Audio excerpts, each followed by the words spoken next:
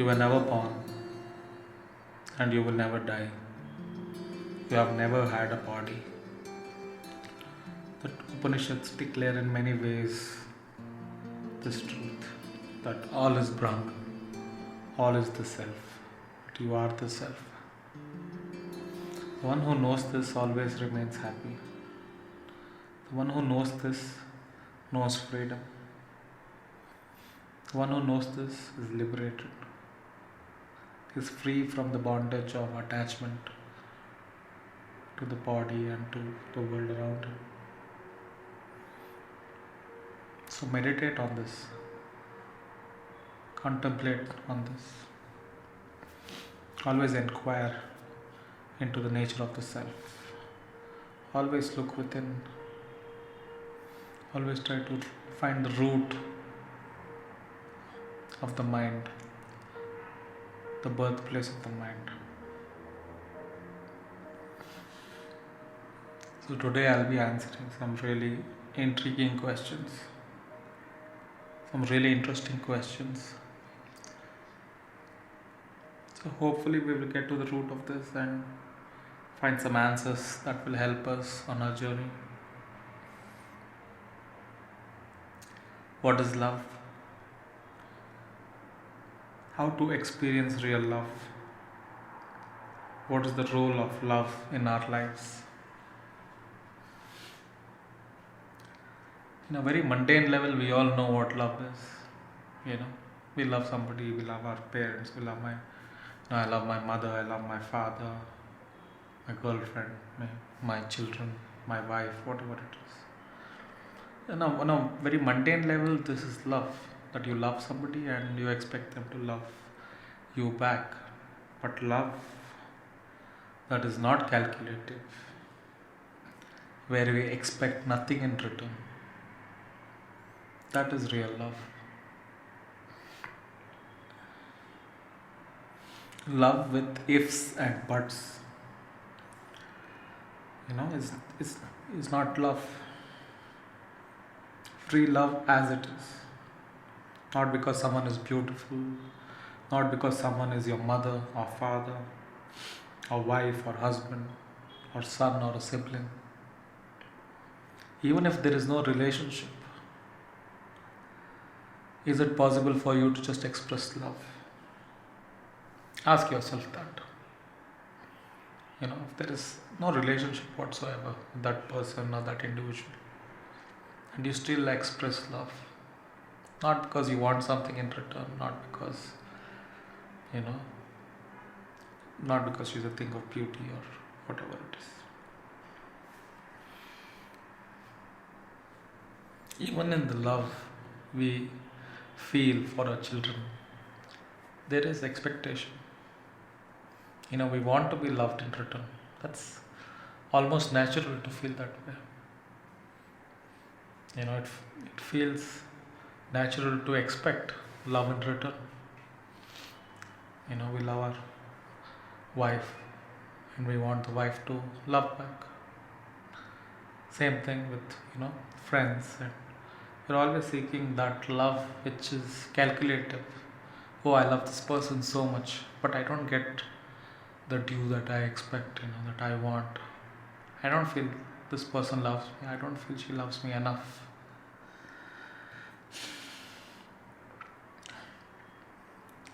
So we need to ask ourselves, why do we love? What is the purpose of such a love? Is it because you want something in return? Or is it because it's natural for you to love? It just flows out of you.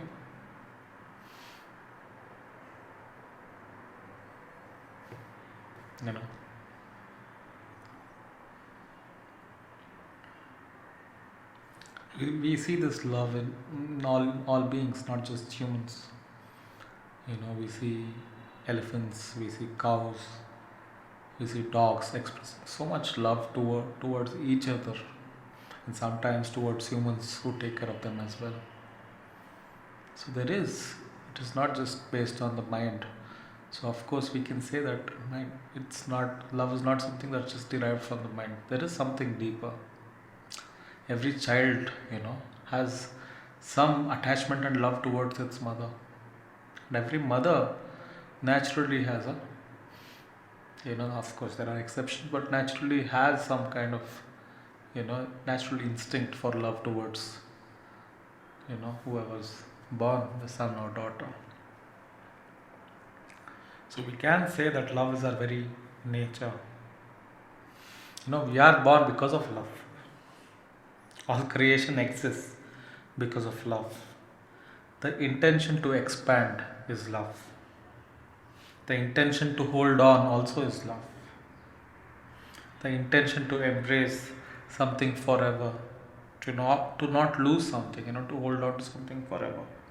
Even that is love. Attachment is love. Rather, all this is an expression of love or an extension of love. You know, this this is an extension. You want to hold on to something because you love that so much. You want to embrace something because you love that so much. You want to share something because you love that so much. This is an expression of love. But what is love itself? Love is your own very nature. You are love. Love is your own nature. You are love. Have you ever experienced something so beautiful, that made you so happy that you wanted to share it with the world around you, with people you care about?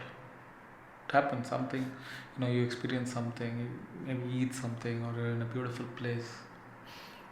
For some reason, you just can't, enjoy it yourself. You instantly think of the ones you love, and you feel like, I want to share this with this person, I want to share this with my family. It's the same with God. He experienced this deep joy of Satchit Ananda, truth, existence, and bliss. And he wanted to share it. But the only difference is there was nothing else. Hence came creation. You want to share something beautiful, but there's nothing around you, there's nobody. There's no other. So there was creation. He created the universe so he could share the joy of the self. What was this joy he was experiencing? It was not coming from the universe. It was his very nature. It was an outpouring of his own love that created this universe. And he wanted to share it with his creation. But the creation wanted to expand and evolve and grow and reach out to the ends to find its final goal. We lost our way.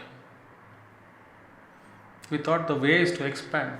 We thought the way is to reach out, become extroverts, find it outside, find it in objects around us, find that joy in our family, in the work we do, in success, in money, traveling, in like just enjoying, pleasuring the senses. We think this is love or this is joy. The passion with which we become extroverts, somewhere we lost our way. Because the idea was not to just keep expanding, because by expansion you're not going to find your root. Only by introversion, only by turning your mind inwards are you going to find that source of love, that source of joy. So love and joy are synonymous. There is great love in joy and there is great joy in love. If you're experiencing love and you're not happy, then it is not true love. If there is a tinge of pain, there is suffering, there is jealousy, there is attachment, then how can you call it love? It's not pure. It is mixed up with impurity, with tamasic qualities, with inertia. This cannot lead to anything beautiful. in your relationship. So the idea is not to change the object of love, but to change how you love, how you experience love. Loving with utmost purity, loving without a tinge of jealousy, not holding on to it, not with a sense of entitlement that I love this, this is mine. No. Can you really love without the sense of mine? Can you really love without the sense of I? If you can love without the sense of I and mine, then it is true love. This was the love of God, the Creator. It was a spontaneous expression of love. Creation was a spontaneous expression of love, a spontaneous expansion of love. What we call the Big Bang. Just think of it like an expansion of love, just an expression of love. You want to share it, you want to experience this with others, you want to just, embrace. So the non dual became dual, the one became many, the formless became form. So all this happened because of love. So to truly love, not with a sense of ego, not with a sense of doership, we need to first abide in the self. Be free of expectations and desire. Become absolutely pure. Only then can we express love with purity. Not just express, but in that moment, there is an outpouring of love.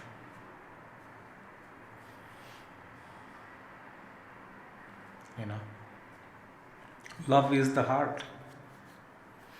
The heart, which is the home for the entire universe, the ego, all illusions. Love is synonymous with the heart. Heart and love are not two separate things. Love is the self. Self is the heart. Love is what makes us keep coming back. But we seek love outside, in the outside objects. We keep seeking love in the outside objects and we think, oh my God, this object is not good enough. We need to find another object of love. Maybe that will make me happy. Maybe this will make me happy. And we keep changing the objects. But suppose there are no objects. You take out the object that gives you joy, that gives you love. Can you still experience love? Can you still feel love?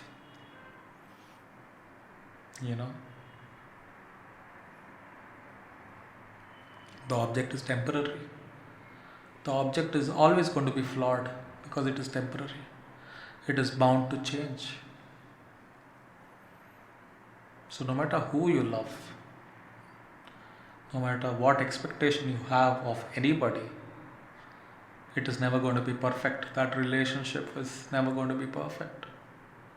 What you expect in your heart, can never be satisfied by this object.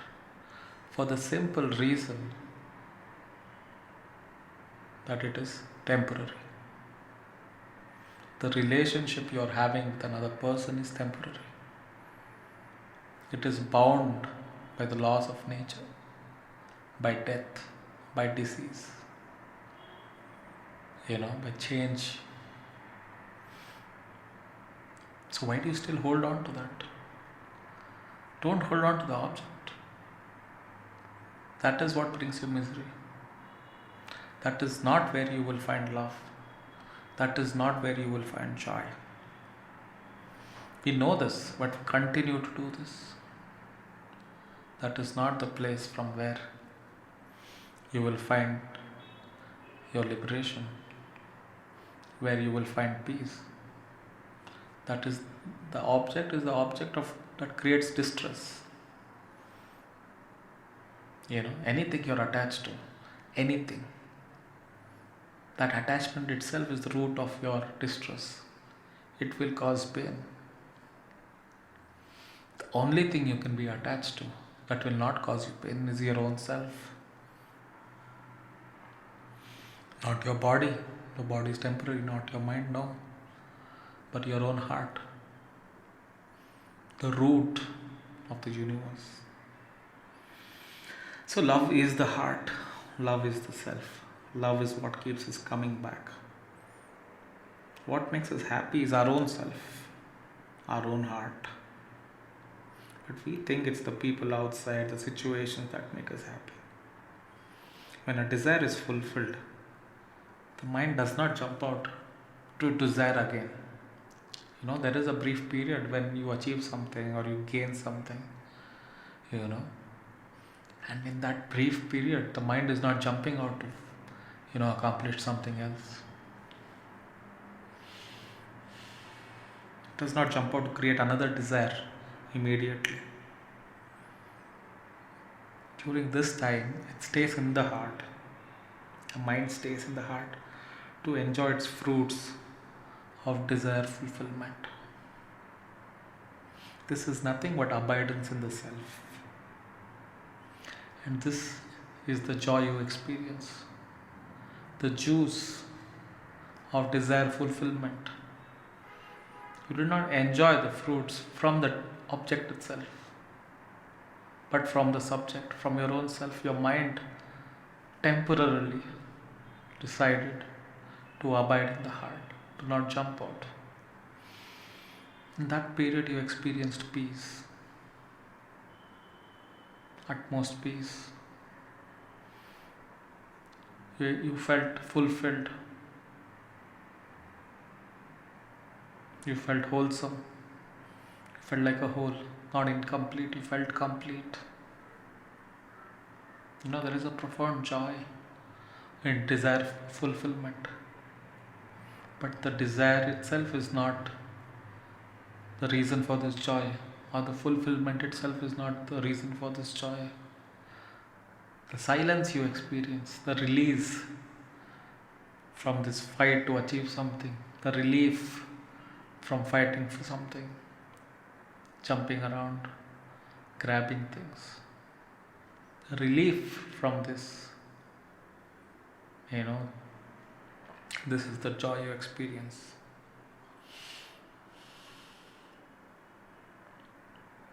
The role of love is to help us return. The role of love is to help us return to that which we love the most. So, what is it that we love the most in our lives? There are two things. Broadly, we can divide it. What do we love? We love I and we love mine. Whatever is mine. My car, I love my car, my house, my family, my ideas. We are so deeply attached to our ideologies, our ideas, our ideals. This is how the world should exist. This is how the world should be. Why? Because I feel this is how the world should be. We fight so much for our ideals, for our ideologies. We are so deeply attached, to the sense of values and sense of morality and sense of, these mental creations that we create. We hold on to them and we feel, no, this is how everything should exist. So this is what we love the most. Mine. What is mine? This is mine, that is mine. My family. My children. We love these things. We are deeply attached to these things. But the other side of this is I. Without I, there is no mine. Suppose this sibling is not your sibling, it's not my sibling, it's a friend's sibling. He's still a sibling, just not yours. Do you still love him as much? My friend. He's not my friend, another person's friend. He's still a friend. Do you still love that person so much. Mother. It's the same mother. The essence of motherhood is the same in all mothers. If you look deeply, you will experience that essence of motherhood. That compassion, that kindness, that nurturing quality across all beings, not just human beings. You know, tigers, cows, leopards, snakes, across many beings you will experience birds, apes. You will see that the essence of motherhood is not very different. The nurturing quality of a mother, the caring quality of a mother, that love the mother has for its newborn, you know, and across cultures. Go to Africa, America, anywhere, Asia, Southeast Asia. You will see that mothers are mothers. The language they speak can be different. Their mannerisms might be different, but the essence of motherhood, the quality of love they give, the essence of that love remains the same. It is not different. But we don't love all mothers. I love my mother. You love your mother. Mother loves her child. A mother does not love everyone's children.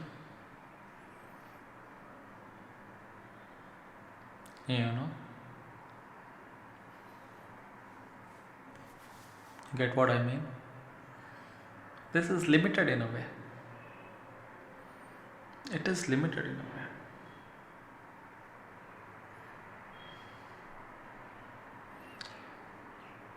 But just the way the sun does not shine for a chosen few, the very nature of sun is to express itself, is to shine. It is not bothered that someone is abusing it. That someone is a good person, someone is a bad person. It is just expressing. The sun's very nature is to shine. In the same way, the outpouring of love is your own nature. You can't help it. The self shines. The self shines forth at all times. It expresses its silence. The self expresses joy. Just the way the first primordial being, expressed the consciousness, and consciousness expanded, and there was content of consciousness and modified consciousness, and the whole universe was created out of this. It is a natural outpouring of love. In the same way, even within you, the same expression exists. But you limit it with ideas of I and mine. But the role of love is to help us return to that which we love the most. That is our own selves. It is to return and abide in that ocean of silence, that bliss and freedom. Your job is not to express. Your job is not to be interested in outpouring or sharing. As soon as you want to share, there arises the ego. Because then you have I and someone else, the other. Just being as you are. So if you want to love yourself. But not the limited self. But that which is consciousness itself. That which is silence itself.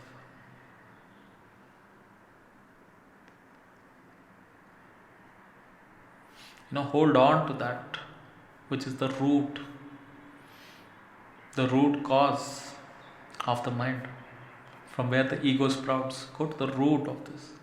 Seek this with great passion. Surrender to this. Love this. That is God. That is godliness. That is consciousness.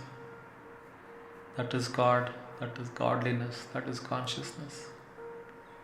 That is that light. That is the origin of the universe. That is the fountain of bliss.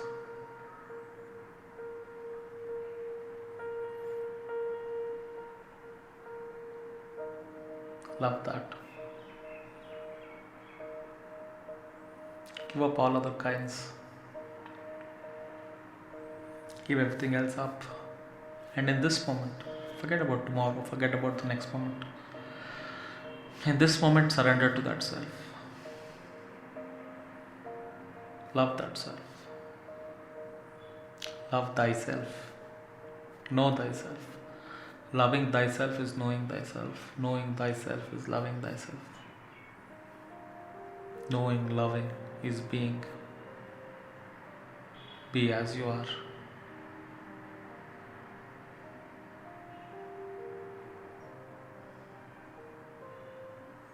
Remain as you are. Abide in silence.